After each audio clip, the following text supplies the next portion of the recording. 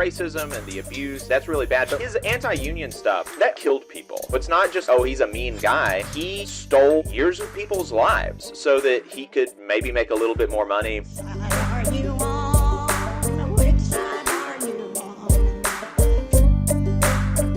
Dale Jackson with you. Thank you very much for being here. We also got Tori with us, also known as, what did I call you? The Squealing Luchador. Tori, back in her Mexican wrestling days. We also got Jacob Morrison.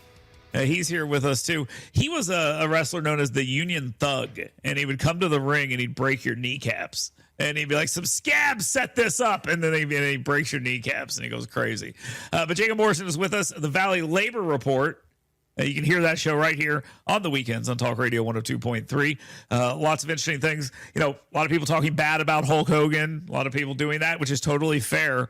One of the criticisms that he got before all this racist stuff and you know, some of the other issues he had with it when his life started falling apart was that he was a union buster. A lot of people don't know that.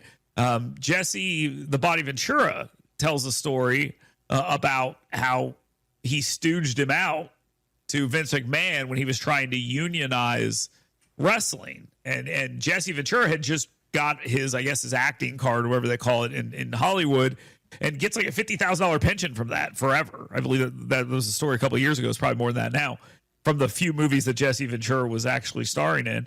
And Hogan, I guess, was at the top and dimed him out and ran him out of the business, I guess, for a little bit.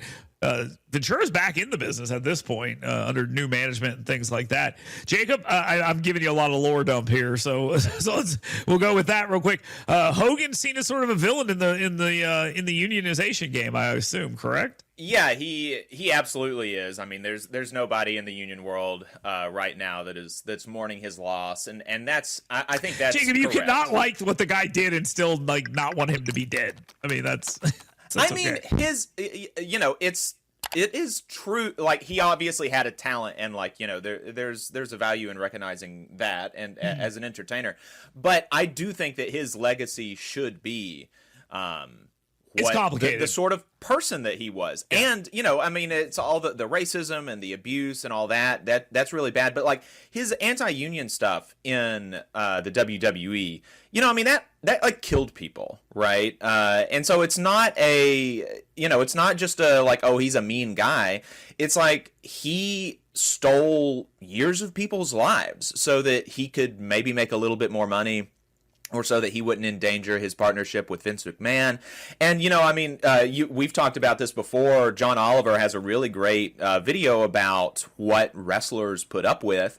And I just watched it this morning because I figured we would be talking about this. But, you know, he talked about a lot of the wrestlers who died really young. The WWE doesn't offer health insurance. Rowdy Roddy Piper wrestled into his 40s and 50s. Everybody knows who Rowdy Roddy Piper is. And he was wrestling into his 40s and 50s because he knew that he would die before he could access his pension. And he did. He did die. Jake the Snake needed surgery. That's not as big of a name as Rowdy Roddy Piper, I don't think. Sure. But most people who are over 40 know who that is. He had to do a GoFundMe to pay for his surgery, and he was crying when he raised $7,000, right? I mean, this is a company that has the money to pay for things. And if you compare it to the NFL, you know, I mean, the NFL is a very dangerous sport. WWE wrestlers are, at all times in their life, 5 times more likely to die than NFL players. Yeah.